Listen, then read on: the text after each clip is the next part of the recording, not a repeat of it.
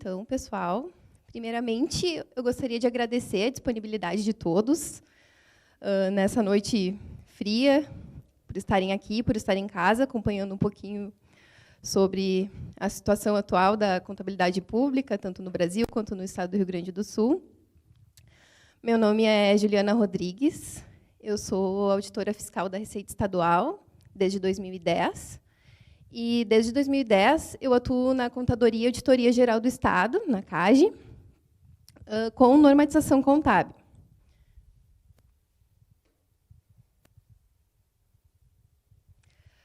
Também, para começar, já vou colocar aqui, as perguntas vão ficar para o final da apresentação. Então, o título é Tópicos atuais em contabilidade aplicada ao setor público, processo de convergência e a experiência prática do Estado do Rio Grande do Sul.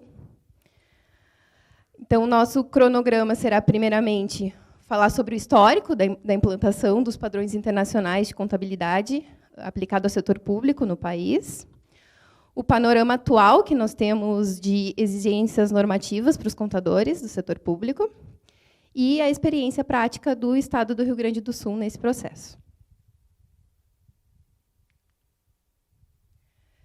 Então, começando pelo histórico. Nessa linha do tempo, eu quis mostrar como é demorado esse processo de mudança na contabilidade do setor público aqui no país, ou como foi. A primeira norma que se tem conhecimento é o Código de Contabilidade Nacional, que foi publicado em 1922. Depois dele, tem a famosa Lei 4320, em 64. Então, 42 anos sem mudanças.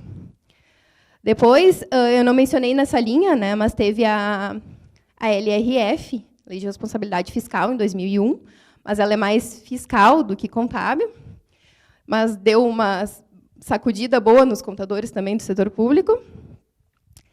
E, em 2008, que se iniciou a adoção dos padrões internacionais de contabilidade pública no Brasil, com a iniciativa do CFC de publicar as NBCT 16, que ficaram conhecidas como NBCASP, Normas Brasileiras de Contabilidade aplicadas ao setor público.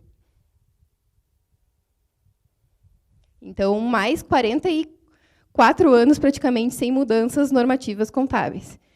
E o que eu vou dizer agora para vocês é que, depois de 2008 até 2018, 10 anos, a gente ainda está longe de terminar esse processo de convergência às normas internacionais, mas estamos num ritmo muito acelerado comparado a todo esse tempo que se passou sem alterações. Nós estamos sofrendo praticamente uma enxurrada de mudanças normativas na contabilidade pública. Atualmente, então, nós temos dois órgãos no país para normatizar a contabilidade pública. Um é o Conselho Federal de Contabilidade e outra é a Secretaria do Tesouro Nacional do Governo Federal. O CFC, então, que iniciou esse processo de convergência às normas internacionais, em 2008, publicou as NBCs T16, que são normas sobre diversos assuntos relacionados à contabilidade aplicada ao setor público, trazendo, então, o enfoque que existia até o momento, que era orçamentário, estritamente orçamentário da contabilidade pública, para um enfoque mais relacionado ao patrimônio.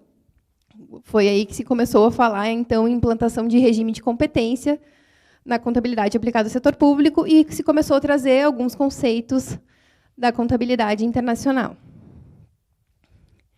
Em 2015, o CFC passou, então, a adotar inteiramente as normas internacionais, começando a publicar, então, as NBC-TSP, que seriam as IPSAS, que são as normas internacionais, advindas do IFAC, seriam as IPSAS convergidas. Então, seria baseada inteiramente nesse texto das normas internacionais, que são utilizadas em diversos países do mundo, entre os países da Europa, África, América do Sul. E esse programa de convergir as IPSAS, ele iniciou em 2015 e está previsto para terminar em 2021, com as IPSAs que existem até hoje, mas a gente sabe que até lá, e ainda depois, podem vir a ser publicadas novas normas internacionais, então, a cada uma delas que vier a ser publicada, o CFC vai fazer esse processo de convergência. Então, o segundo órgão, que é o Tesouro Nacional, ele publica o Manual de Contabilidade aplicado ao setor público. E esse manual, o primeiro que trouxe esse foco patrimonial da contabilidade foi publicado, a primeira edição foi em 2009, que seria a segunda edição do manual, na verdade. A anterior ainda não tinha esse foco.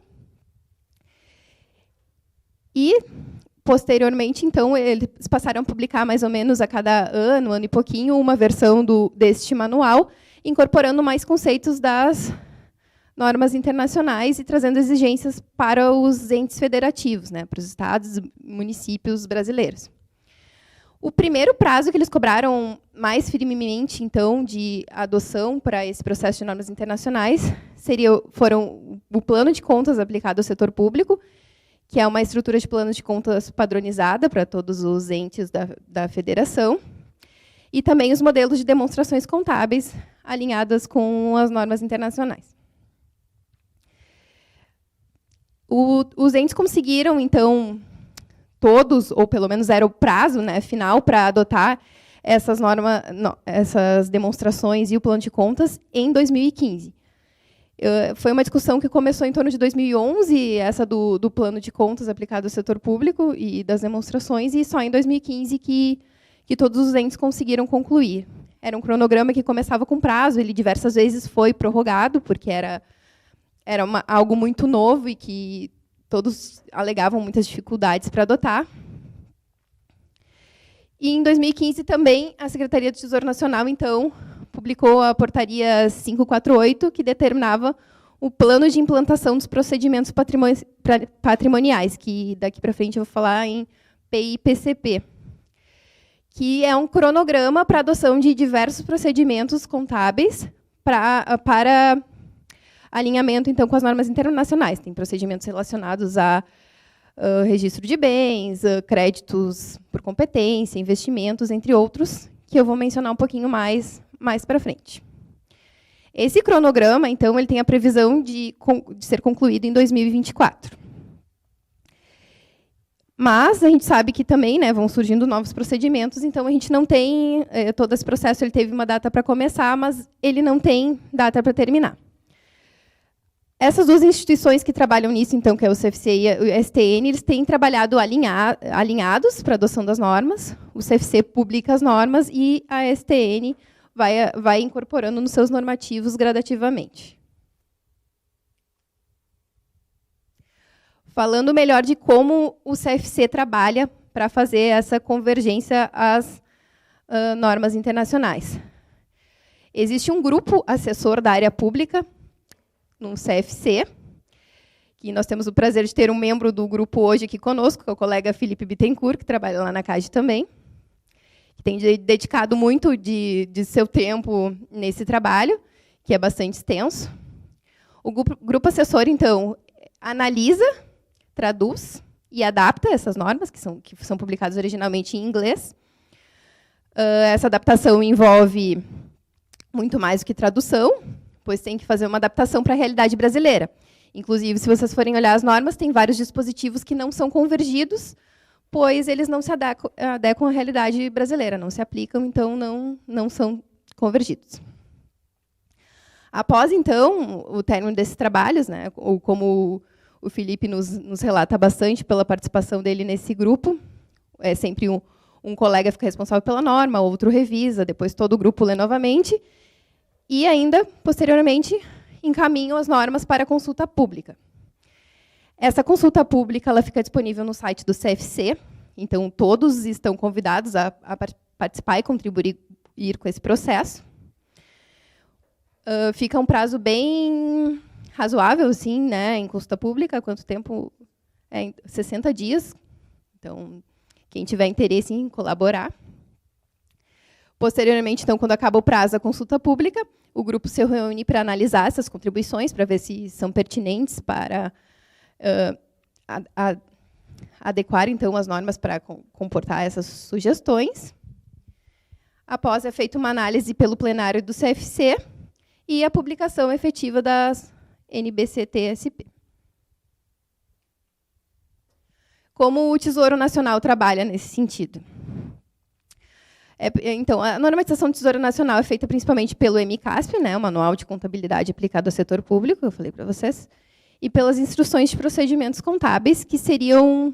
Essas instruções já seriam... O manual ele é obrigatório, as instruções seriam uma sugestão, modelo, assim, não seria tão forte a exigência.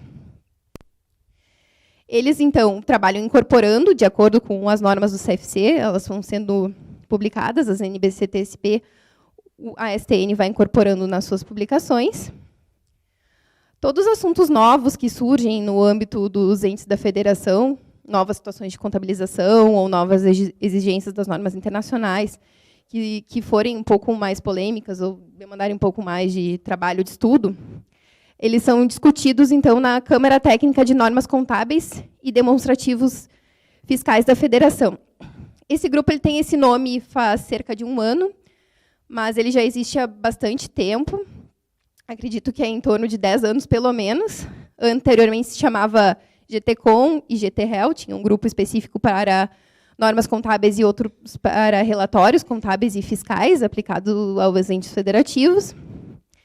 E ele é um grupo técnico que se reúne 2 vezes por ano, né, um evento semestral, e é lá em Brasília, na Escola Fazendária, onde se reúnem técnicos de diversos entes da federação, representantes de estados, de municípios, tribunais de contas, órgãos federais, acadêmicos, enfim, tem uma representação bem extensa para discutir esses novos procedimentos. Eu e o Felipe também a gente tem participado como assessor técnico nesse grupo, mas é um evento que também, quem quiser ir até Brasília participar pode, né, porque ele é aberto a convidados, mas também ele é transmitido ao vivo. Então, e os materiais que são discutidos nessa reunião são todos publicados no site da Secretaria de Tesouro Nacional. Quem tiver interesse em saber o que tá por vir, né, de exigências para os entes da federação, pode acompanhar por esses meios.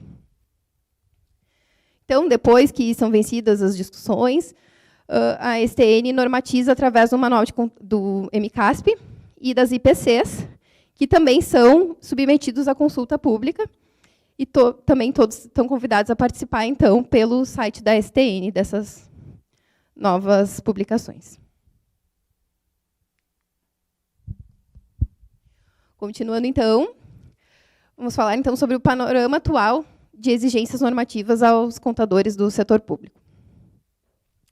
As principais exigências, o que tá pegando mesmo os contadores atualmente, seriam, então, esses prazos que eu já mencionei do plano de implantação dos procedimentos contábeis patrimoniais, as constantes alterações no manual de contabilidade, no plano de contas e nos ementários da receita e da despesa. São publicações atualizadas praticamente anualmente, que exigem adequações nos códigos, adequações em sistemas, mudança de orientação a todos os envolvidos e demandam bastante trabalho. Isso tem ocorrido desde que começou esse processo das normas internacionais. E a matriz de saldos contábeis também, a MSC, que eu vou falar bem detalhadamente mais adiante. Todas essas exigências nós temos que destacar, né, que elas vêm em um contexto de escassez de recursos e de crise no setor público. Todos nós sabemos a situação que os entes têm passado. Então, isso demanda, além de esforço dos contadores, demanda gastos em dinheiro, contratação de softwares, consultorias, etc., que se torna bem complicado. Esses prazos do PI-PCP, então, do Plano de Implantação dos Procedimentos Contábeis Patrimoniais, iniciou em 2015. O primeiro prazo previsto, então, era para que os entes fizessem ajuste para perdas em dívida ativa. Então, nós tínhamos um cenário que os entes tinham um saldo absurdo registrado no seu ativo, como crédito a receber de dívida ativa, ou seja, principalmente devedores de tributos, que há muito tempo já estavam ali inscritos, e um saldo bastante real. Não tinha, então, um ajuste para as perdas prováveis. Em 2015, teve esse prazo, então, os contadores tiveram que contatar as áreas responsáveis pela cobrança desses créditos tributários para se chegar em um valor mais real do que é possível de cobrar ainda daqueles créditos para fazer esse registro e deixar o ativo das entidades do setor público mais realista. Depois, além disso, não vou entrar em todos os procedimentos, que eles são muitos prazos. Temos procedimentos também que exigem muito investimento de recursos, como avaliação de bens imóveis corretamente e contabilização. Atualmente, a maioria dos entes públicos não tem o seu imobilizado avaliado corretamente, são valores defasados, históricos, sei lá, e a gente sabe que a maioria dos entes públicos tem prédios muito antigos, então o valor está completamente fora da realidade, também não era registrada a depreciação dos bens, nesse plano de implantação também está previsto registro dos ativos de infraestrutura, ou seja, estradas, pontes, outras construções, bens do patrimônio cultural. Então, esse plano está previsto para ir até 2024, para os municípios de até 50 mil habitantes, sendo que os prazos são menores ainda para os entes maiores. Por exemplo, 2021, a União tem que ter todo esse plano atendido. 2022, os estados do Distrito Federal, e 2023 para os demais municípios. O que acontece, então, se não conseguir cumprir esse plano, a STN verifica, acompanha, porque todos os demonstrativos dos entes são encaminhados para a STN periodicamente, então eles conseguem ver quem está atendendo ou não a esses procedimentos, e quem não estiver é penalizado, principalmente com a perda das transferências voluntárias do governo federal. Outro grande desafio, então, uma outra grande exigência que eu já mencionei por cima anteriormente, é que estão havendo constantes alterações. Como é um processo que está sendo construído há poucos anos e está amadurecendo constantemente, nós temos necessidade de fazer alterações. As publicações são alteradas com muita frequência, então, às vezes, mal nos adaptamos a um procedimento recém-implantado e ele já é alterado. Principalmente por causa das normas internacionais, que estão sendo gradualmente publicadas e substituindo as normas anteriores. As exigências fiscais, que têm também apertado em função da crise. E as exigências tecnológicas também têm demandado muitas alterações.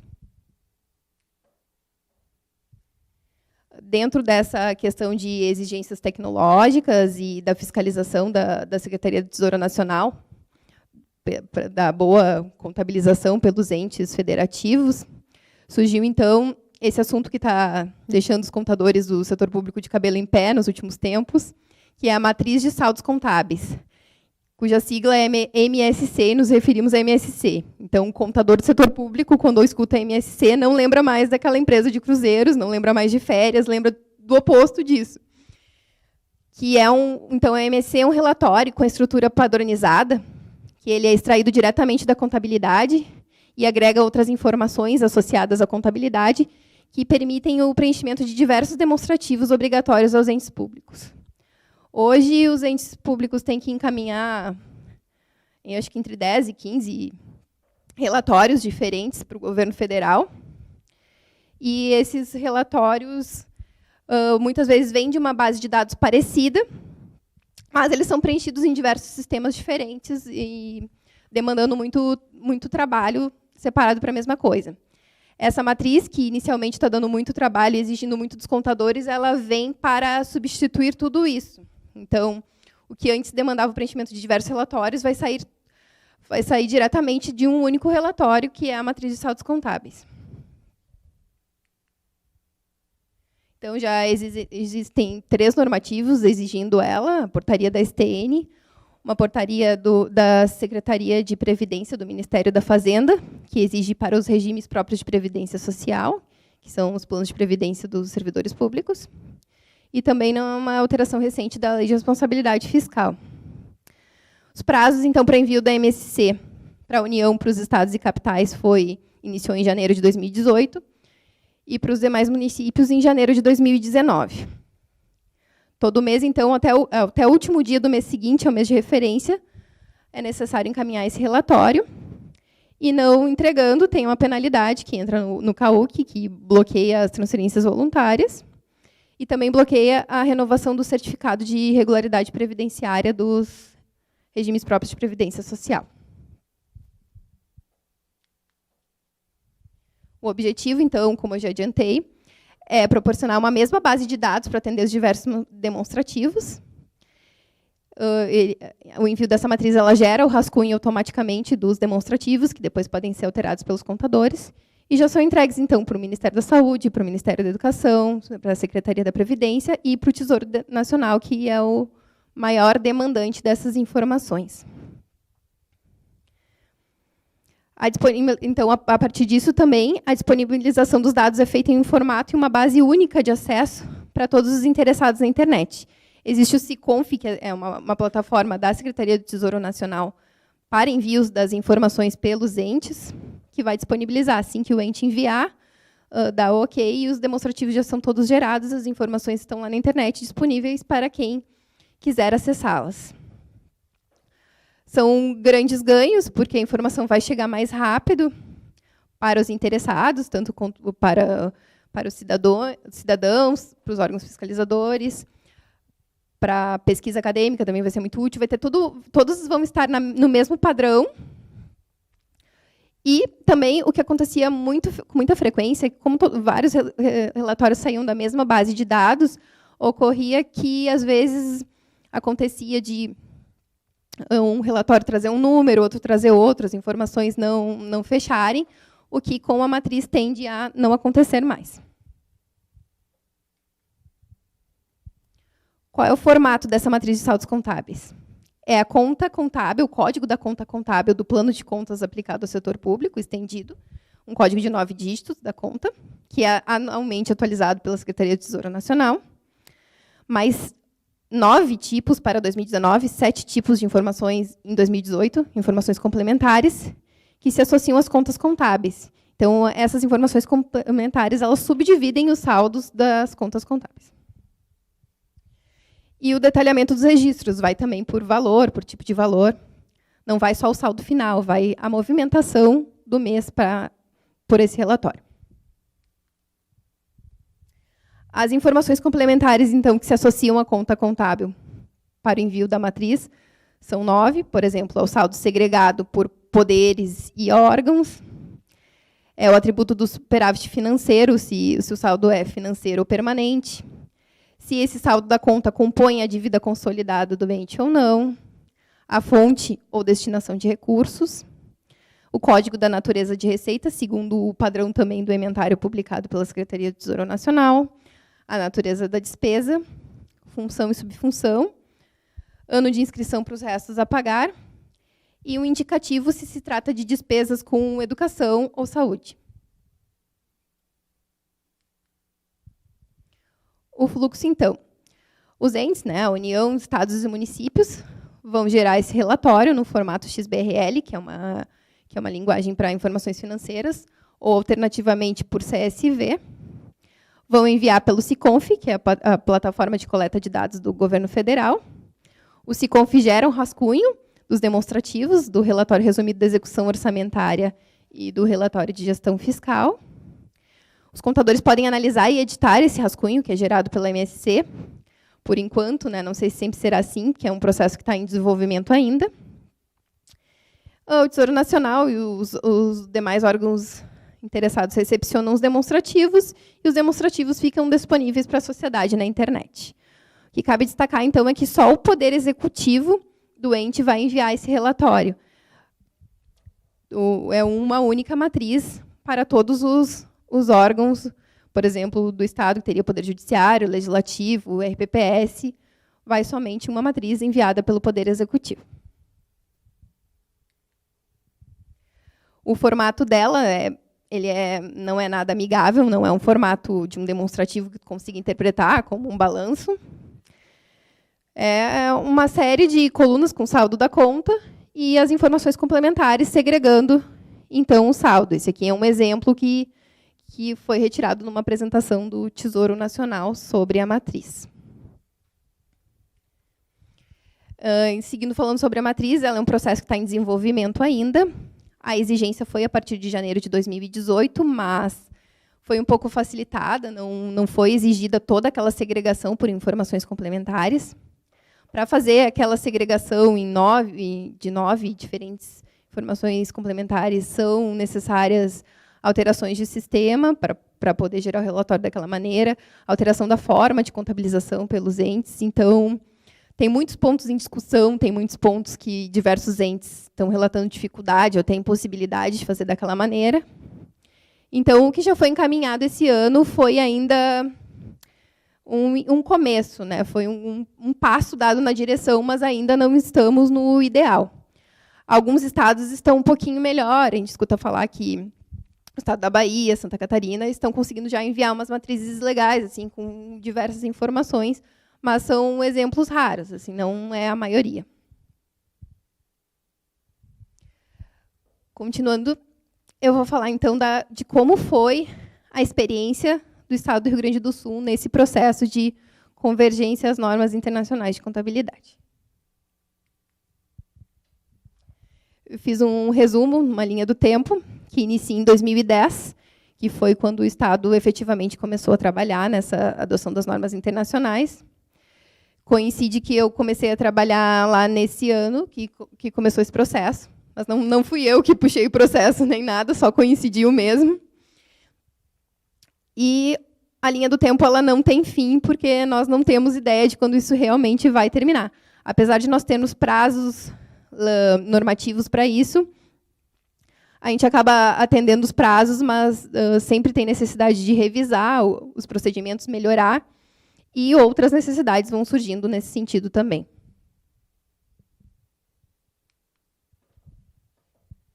Em 2010, quando começou, então, foi praticamente em estudos os normativos que já existiam naquela época. Foram feitas definições iniciais sobre como seria tratado isso no Estado. A primeira necessidade que nós tínhamos era a implantação desse plano de contas aplicado ao setor público padronizado. Nós movimentamos, então, 2 divisões lá da CAGE, que foi principalmente a seção de normatização contábil, que é onde eu trabalho, e também a divisão de tecnologia e projetos, que é responsável pelos sistemas, porque seria um trabalho muito grande de alteração no sistema que nós utilizamos lá para contabilidade e finanças. A primeira definição feita, assim, que foi muito importante, foi continuarmos usando o sistema que já era utilizado pelo Estado. Nós nos reunimos com a Procergs, que é responsável pelo sistema, para verificar a viabilidade de manter o sistema fazer essa alteração, e o sistema estava apto. Não era o caso de diversos entes, eu não sei dizer qual é o percentual, mas o percentual bastante alto não conseguiu manter os sistemas que tinham, não estavam adequados para essa mudança. E nós definimos como ficariam os códigos da conta contábil. Nós tínhamos os 9 dígitos da exigência do PCASP, da federação, e nós agrupamos mais 4 dígitos que nós já utilizávamos lá no Estado anteriormente para identificar as transações, que é o fato contábil. E, a partir daí, foi iniciada a primeira versão do DEPARA. DEPARA pega o plano de contas que nós temos e transfere para o formato do plano de contas que está sendo exigido. Depois disso aqui, eu vou mencionar diversas vezes, a nossa vida virou um DEPARA sem fim, todo ano um DEPARA novo, e está sempre mudando. Não dá para decorar o código da conta contábil que tem que fazer o lançamento, porque a gente já sabe que ele vai mudar logo ali na frente. Uma coisa bem importante que não está no slide aqui, mas talvez alguns até tenham participado, que teve um curso, veio uns técnicos da STN em 2010, lá na antiga sede do CRC, que deram um curso, um auditório lotado, com os procedimentos lá de uma das primeiras versões do Manual de Contabilidade aplicado ao setor público, que trazia, então, toda essa mudança. Foi a partir desse curso que nós participamos lá na CAGE que se começou a trabalhar mais firmemente nisso. Então, o que é o DEPARA? Nós tínhamos, então, ali a conta bancos, anterior, com 9 dígitos, e nós passamos ela para o formato do PCASP para 11 dígitos. Isso para todo um rol de contas. Em 2011, nós continuamos, então, né? Em 2010, a gente tinha iniciado, a gente só tinha feito o Depara do ativo e do passivo. Posteriormente, então, a gente continuou no Depara, ampliou dos grupos 3 a 8 de contas e finalizou uma primeira versão. Nós definimos os critérios contábeis, que são nos nossos lançamentos automáticos no sistema, que são gerados então, automaticamente a partir das transações do sistema FPE. Nós tínhamos que fazer reuniões semanais para traduzir os critérios que a gente tinha para os novos códigos e os novos padrões contábeis. Quem trabalha mais tempo no setor público lembra das mutações patrimoniais, que nesse momento desapareceram da contabilidade. Nós também fizemos uma revisão do cadastro de pessoas que nós temos ali no Estado, que seria o cadastro dos credores, que a gente utiliza para os empenhos e tal, para poder fazer uma automatização do 5º dígito do PCASP. Quem conhece sabe que o 5º dígito do PCASP ele serve para fazer a consolidação das contas nacionais.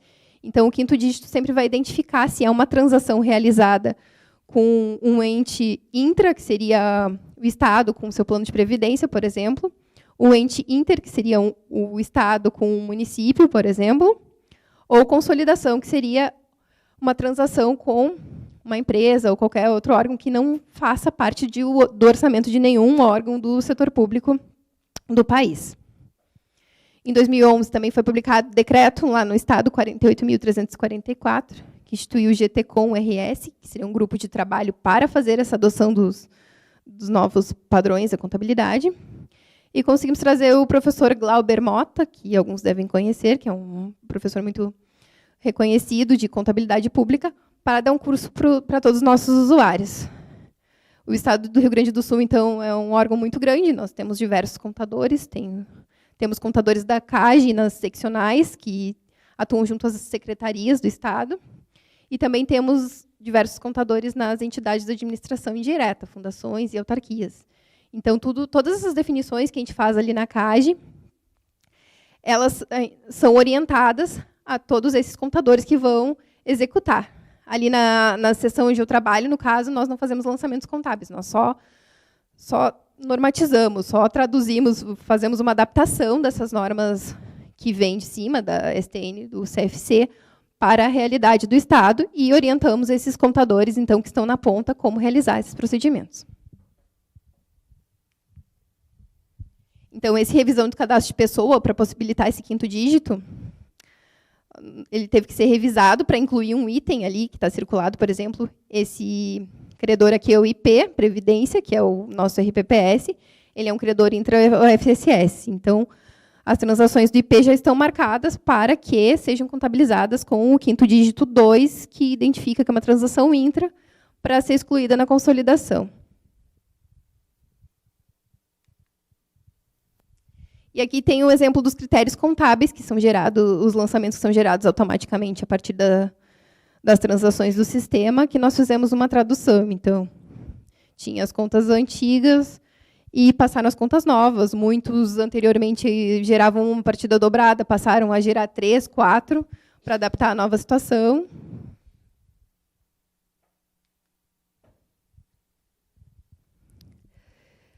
Depois também teve a revisão do plano de contas dos critérios contábeis de acordo com a 5ª versão do MCASP, o início da programação das demonstrações contábeis para os novos padrões e uma realização de seminário para orientações aos usuários, então, que são esses contadores das seccionais que atuam junto às secretarias e das autarquias e fundações. Uma orientação inicial para as mudanças e também foram realizados alguns testes para ver se isso iria funcionar. Isso no final de 2012.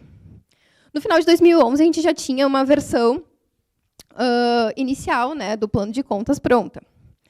Só que aconteceu que, bem no final de 2011, houve uma prorrogação do prazo. O prazo inicial para os estados era começar com o plano de contas em 2012, janeiro de 2012. E, no final do ano, esse prazo foi transferido para 2013 e nós resolvemos, então, não entrar com um plano de contas nesse momento.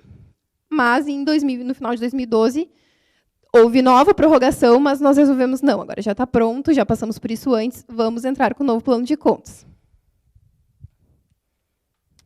Então, em 2013, foi o primeiro ano de utilização do novo plano de contas. As demonstrações contábeis referentes ao exercício de 2013 já foram publicadas nos novos padrões. E, a partir daí, se partiu para definições de outros procedimentos necessários à implantação das novas normas. Seriam os procedimentos contábeis específicos, que é um capítulo específico do MCASP, lá da STN.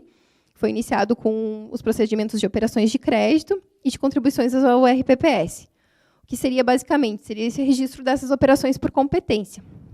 As operações de crédito elas ficavam todas, antigamente, no passivo permanente da entidade, e passou a ser feita uma reclassificação do saldo que está para vencer no circulante, foi transferido para o circulante, o restante do saldo fica no passivo não circulante, e as contribuições ao RPPS elas não eram registradas por competência também, e o que acontece no setor público é que, muitas vezes, essas contribuições atrasam, o ente patrocinador atrasa a transferência para o RPPS, então isso ficava sem registro na contabilidade, se normatizou nesse momento para que fosse feito um registro patrimonial, independente de se essa obrigação fosse empenhada e liquidada, reconhecida orçamentariamente ou não.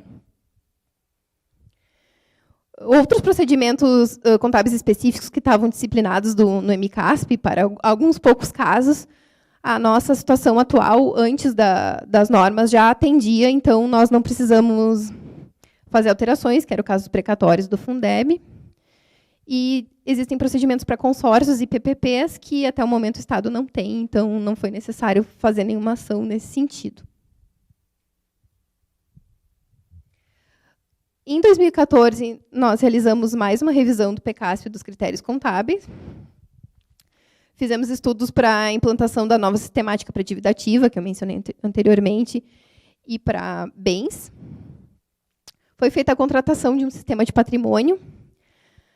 Esse sistema de patrimônio, a contratação ela iniciou em 2010 e só foi efetivada em 2014. Tudo muito demorado. Mas esse sistema de patrimônio vai permitir o reconhecimento correto dos bens do Estado, a depreciação, entre outras coisas. Em 2014 aconteceu uma coisa muito importante, foi a renovação da equipe, com o concurso de auditor do Estado. E também acabamos ocupando muito tempo treinando esses servidores novos, o que acabou que não foi um ano de tantas realizações no sentido dessa implantação das novas normas. O MCASP da 6ª edição foi publicado, então, para 2015, então foram feitas revisões e estudos em 2015. Em 2015 também foi reformulado o GTCOM-RS, aquele grupo de trabalho que tinha sido criado em 2011, que ele estava um pouco parado, e a partir dessa reformulação começou a funcionar melhor. Esse grupo tem participação não só da CAGE, né? Então não só de contadores, outras áreas também, a Procergs, Tesouro do Estado, Receita Estadual, para colaborarem com essa implantação, que muita gente acaba dizendo que as normas são problema só do contador, né? Mas, no fim das contas, o que nós, contadores, achamos é que contabilizar é bem fácil. O difícil é ter informação da maneira que a gente precisa para contabilizar, né? Então, acaba envolvendo todo mundo para conseguir que essa informação venha do jeito que a gente precisa demonstrar para cumprir os objetivos. E também foi feita, então, a implantação dos procedimentos contábeis específicos de dívida ativa, que eu mencionei antes, né, que deixou o ativo mais realista. Os critérios foram fornecidos, então, pela PGE e pela Receita Estadual, para ajustar esse saldo, porque eles são os responsáveis pela cobrança dos créditos. E também foram feita a implantação dos procedimentos contábeis patrimoniais para o registro dos investimentos permanentes, que são a participação do Estado, por exemplo, no Banrisul, que não era feita com o método correto. Em 2016, passou, então, a registrar os fornecedores por competência. Foi feito já um registro simplificado dos passivos contingentes. Os passivos contingentes são um prazo que está no plano de implantação dos procedimentos só para começo de 2019. A gente já começou a fazer em 2016, porque nós descobrimos que já tínhamos alguma informação disponível lá no Estado, e não era tão difícil, os relatórios já existiam, exigia um slip de cada contador no final do ano para começar. Então, optou-se por já fazer essa orientação e solicitar que registrassem, para o processo ir evoluindo. E foram feitos estudos e já publicações de normativos para implantar no âmbito do Estado, em 2017, os procedimentos de créditos a receber não tributários por competência e benefícios a empregados por competência. Por exemplo, não era feita a provisão de no registro de provisão de férias e 13º adequadamente.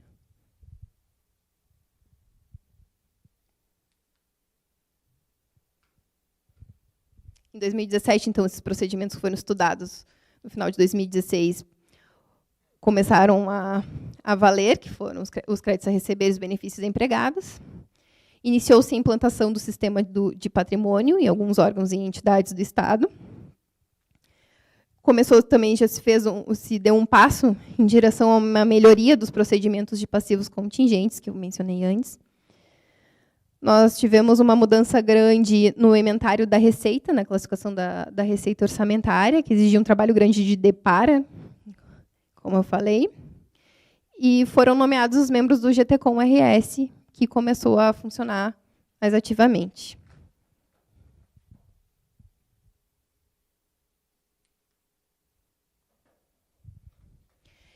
Em 2018, então, foram feitos os primeiros envios da MSC, da Matriz de Saldos Contábeis. Foi feito um novo depara do inventário da Receita, aliás, está sendo feito, não está pronto, do novo inventário da Receita, que foi publicado uma versão em junho de 2018. Agora, efetivamente, acredito que nós conseguimos normatizar para que os procedimentos de provisões, passivos e ativos contingentes sejam feitos de acordo totalmente com o normativo, depois de passar por todo aquele processo de adaptação do pessoal a esse novo procedimento. Estão sendo desenvolvidos normativos para atendimento dos procedimentos de bens móveis e imóveis, para possibilitar, a partir de 2019, a depreciação dos bens do Estado, entre outras coisas, além do registro correto, né, através do sistema de patrimônio que nós conseguimos contratar e já está implantado em quase todos os órgãos. Também, por intermédio do GTCOM-RS, tem sido produzidas discussões assim, muito produtivas, como tem membros da Receita Estadual, da Procergs, de outros órgãos. Um dos casos foi que ele está em um projeto piloto, mas ainda não está pronto, mas que tem probabilidade de dar muito certo. É uma avaliação dos bens imóveis do Estado, gastando praticamente quase nada de dinheiro. O Estado tem muitos bens, né, em diversos municípios, escolas no interior, entre outras coisas, que, se precisasse contratar engenheiros para avaliar todos esses bens, se gastaria um dinheiro absurdo para fazer isso. Até terminarem de avaliar, eu acho que já estaria de novo defasado o valor. O que pensamos, então, para conseguir deixar esses bens registrados pelo valor correto no patrimônio do Estado? Isso acho que até foi uma ideia do colega Rogério, uma ideia antiga, mas que só agora com o GTCOM foi colocada em prática. A Receita Estadual, ela arrecada um tributo que se chama ITCD, né, que é Imposto de Transmissão, Causa Mortes e Doação. O ITCD, para cobrança do ITCD, os fiscais eles têm uma base de valor de metro quadrado da região de diversos municípios do Estado, praticamente todos. Ao mesmo tempo, a Secretaria da Administração do Estado tem a matrícula dos imóveis, né, tem mais ou menos o registro da metragem e tal, da localização de cada um dos imóveis do Estado.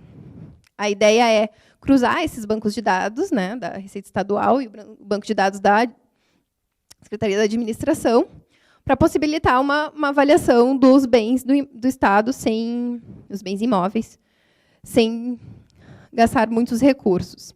Claro, não vai ficar uma avaliação perfeita, mas com certeza vai ficar melhor do que os valores que temos hoje na contabilidade, que, como são valores históricos que nunca foram atualizados, nós temos diversos prédios que estão registrados por um valor de R$1, por exemplo. E, além disso, além dessa discussão, uma outra discussão que está em andamento no GTCOM também, que é o registro dos créditos tributários por competência. Então, a gente já encaminhou lá para a Receita Estadual, né, que é responsável pela cobrança dos créditos e por toda a informação do fluxo, as nossas necessidades, que esse é um procedimento que vai valer a partir de 2020. Né? Então, nós estamos até adiantados já nisso.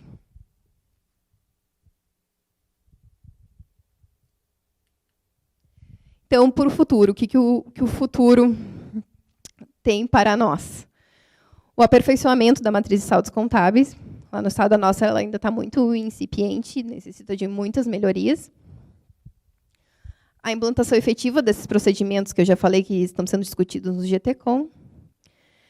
Procedimentos para os próximos prazos do plano de implantação dos procedimentos contábeis patrimoniais. Um deles é bens de infraestrutura, tem bens do patrimônio cultural, tem diversos outros procedimentos que nós precisamos atender para estar de acordo com aquele cronograma. Melhorar também todos os outros procedimentos que nós já implantamos. Tem muitas coisas que a gente não conseguiu automatizar.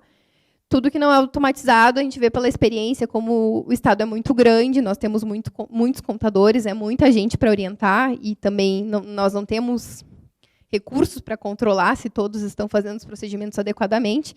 Então, a gente precisa tentar automatizar ao máximo dos lançamentos contábeis que são envolvidos por esses procedimentos, para que eles saiam corretamente. Também será necessário diversas atualizações dos conceitos já adotados, de acordo com a edição das novas normas do CFC, né, as NBC TSP. Porque o CFC publicou, em 2008, as NBCT 16, com alguns conceitos, e esses conceitos foram sendo substituídos, em alguns casos, e as normas também substituídas por essas novas normas, e, então, os conceitos mudaram, os procedimentos mudaram, será necessário realizar uma adequação. Então, qual é o modelo normal que nós utilizamos a cada novo procedimento contábil que é necessária a implantação lá no Estado? Primeiramente, são feitos estudos na DNC, que é a Divisão de Informação e Normatização Contábil, que é onde eu trabalho, onde os colegas que estão aqui presentes trabalham também. Os colegas já têm que me aguentar o dia inteiro, eu tenho que agradecer e fazer uma menção a eles, já me aguentam o dia inteiro, ainda vem de noite e prestigiar a palestra da colega. Muito obrigada por me aguentarem tanto, assim. Então, nós estudamos os novos normativos, realizamos reuniões com os envolvidos, que acreditamos que vão ser afetados, mas principalmente com a divisão de tecnologia, porque uma coisa que quase 100% das vezes é afetada é sistema. E criamos algum expediente para encaminhar para alguma área, como foi no caso dos créditos da dívida ativa, do ajuste para perdas de dívida ativa. Nós tivemos que conversar, fizemos uma conversa com a Receita Estadual, com a PGE, mas encaminhamos um expediente, um processo, pedindo esses valores, pedindo isso mais efetivamente. Após essa discussão, então, para ver como esse procedimento vai poder ser implantado na realidade do Estado, nós publicamos uma instrução normativa da CAGE, que tem alcance, então, a todos os órgãos e entidades do Estado. Fica disponível na internet, que eu já vou mostrar. E um guia de lançamentos contábeis também, que demonstra cada débito e crédito envolvido nesse novo procedimento. Após isso, então, todo final do ano, nós realizamos um evento para orientar os usuários sobre os novos procedimentos. Como quase todos os procedimentos eles começam a valer no início de um ano, nós aproveitamos, então, lá no começo de dezembro, chamamos todos os contadores para o auditório lá da Secretaria da Fazenda, para passar tanto as orientações de todo o ano para encerramento do exercício, que são muitas, mas também para passar todos esses procedimentos novos que virão para o ano seguinte. Além disso, a gente revisa todos os outros do passado também. Temos tentado reforçar bastante a necessidade desses procedimentos. Então, quando a gente vai decidir o que a gente ataca primeiro dentro daquele plano extenso de procedimentos que tem na portaria 548 da STN, a gente prioriza, então, o que está com prazo mais apertado para o atendimento, ou, como foi o caso que eu falei dos passivos contingentes, que a gente já começou a fazer uma contabilização, a conveniência ou praticidade de implantação. Se a gente já tem informação, se a gente vê que vai ser mais fácil, passamos o prazo na frente, mesmo que tenha mais tempo para fazer isso. Após estudo do assunto, então, se necessário, a gente realiza reuniões com as partes envolvidas, como eu já falei, principalmente a divisão de tecnologia e a companhia nossa de processamento de dados, nossa analista lá da Procergs. A gente escreve as minutas dos textos das instruções normativas, mas, como são contadores escrevendo os normativos, né, nós passamos lá para a divisão de estudos e orientações lá da CAGE, que é responsável pelos normativos que vão para fora do Estado, e também para o gabinete da CAGE, para aprovação e publicação. Então, e como eu falei, os eventos de divulgação dos novos procedimentos são realizados no final do ano, desde 2012, sendo convidados os contadores das seccionais e da administração indireta. Já virou um evento praticamente no calendário oficial dos contadores dos órgãos e entidades do Estado. Todas as publicações feitas referentes às normatizações, elas ficam disponíveis no site da Cefaz, então quem tiver interesse de acessar, está lá no cefaz.rs.gov.br, entra na parte da CAGE, depois tem um outro link para o Sincage e o Manual de Procedimentos Contábeis. Acessando lá, vai chegar nessa página, que estão todos os manuais de procedimentos, todas as instruções normativas e todos os guias de lançamentos contábeis que já foram publicados.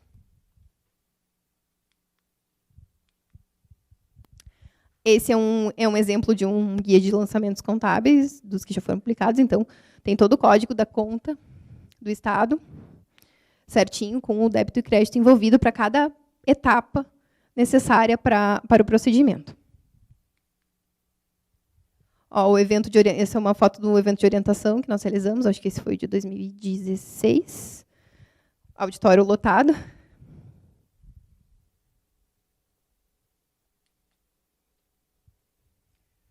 Os principais desafios que nós enfrentamos até então para implantar esses procedimentos. O plano de contas aplicado ao setor público, como eu falei, nós implantamos.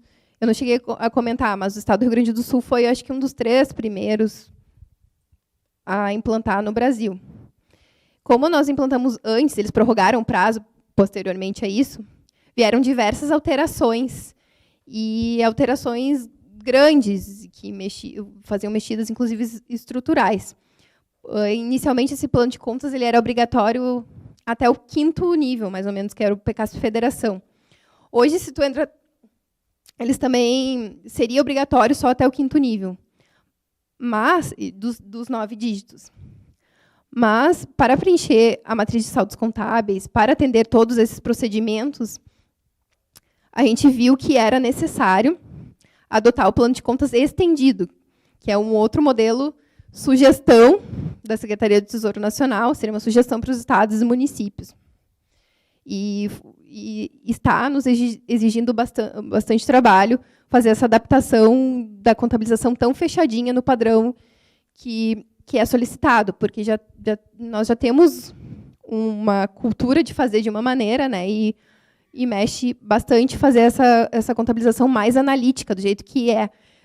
Por exemplo, a maioria dos casos, esse plano de contas ele pede mais desdobramentos do que nós temos atualmente. Então, tu conscientizar e fazer o pessoal adotar essa cultura de ter que fazer uma contabilização mais complicada do que era feita anteriormente, ela leva bastante tempo, exige bastante trabalho, principalmente porque nem tudo nós conseguimos automatizar.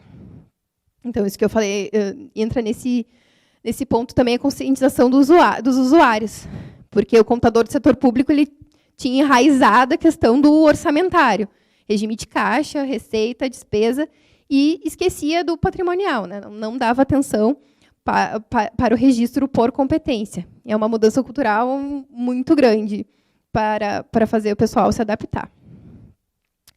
A obtenção das informações necessárias para a contabilidade, que são provenientes de outras áreas, também são um desafio. Como eu falei, a gente tem que fazer contato com a Receita Estadual, com a PGE, Secretaria de Administração. São áreas que a gente não conhece o trabalho deles, a gente não pode sair inventando valor que vem de lá. Então, nós temos que fazer um contato, temos que conscientizar da importância disso para conseguir.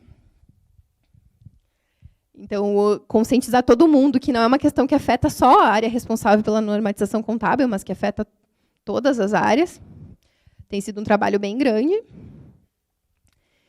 E é muito difícil também, como eu já mencionei, implantar os procedimentos que não são passíveis de automatização ou que envolveriam a criação de um novo sistema ou módulo. Como eu exemplifiquei, o sistema de patrimônio que o Estado contratou para esse atendimento, ele levou muitos anos e ainda não está completamente implantado. Então, cada questão que necessita de um novo módulo, um novo sistema, ele é muito demorado e muito complicado, exige recursos, então tudo isso se torna bem difícil. E também o engajamento dos gestores para a realização das mudanças tem que ser constante também, nem sempre nós temos toda a atenção necessária para conseguir efetivar. E o que a gente ganha com todo esse trabalho, então? Todas essas mudanças normativas que vieram, toda essa adaptação aos padrões internacionais. Não estou falando aqui só do Estado, estou falando de todo o setor público brasileiro. Nós vamos conseguir prestar uma informação com maior qualidade, com uma disponibilidade mais fácil e mais compreensível ao público. Então, para a transparência, é muito bom. Nós vamos ter comparabilidade a nível internacional. Então, vai chegar uma pessoa de qualquer país, vai olhar o balanço de qualquer ente, pode olhar de um município de 5.000 habitantes, e as informações que tiver lá vão fazer sentido para a pessoa, vão poder ser comparadas. A gente vai poder comparar o município de 5.000 habitantes do Rio Grande do Sul com um município de 5.000 habitantes da Europa ou de qualquer outro local, que as informações vão estar consistentes, não vai ter nada diferente para interpretar. A maior confiabilidade dos dados, como eu falei, principalmente aquela questão da matriz de saldos contábeis, que é um relatório completamente padronizado que está sendo exigido pelo governo federal. Ele não é 100% proveniente das normas internacionais de contabilidade. Ele foi uma construção brasileira, uma construção da STN para o atendimento do que eles viam de necessidade, mas que tem sido muito elogiado por ser inovador e por trazer mais confiabilidade. Como está tudo amarradinho ali, dá para ter mais certeza de que aquela informação está correta, as informações de demonstrativo para o outro vão bater, ou, se não baterem, vai ser fácil de detectar. Isso traz muita mais confiabilidade para a nossa informação. E valorização da informação contábil, por tudo isso. Como nós vamos ter um ativo registrado pelo valor correto, vamos ter um registro por competência, vai se tirar um pouco aquele enfoque somente orçamentário, que a contabilidade só serve para registrar receitas e despesas, mas também para informação patrimonial. Essa informação vai ser mais útil para os gestores, para a sociedade e tal. Então, será mais valorizada por essa utilidade maior. Era isso. Gostaria de agradecer de novo a disponibilidade de todos para participarem hoje. E fica, então, aberto para as perguntas.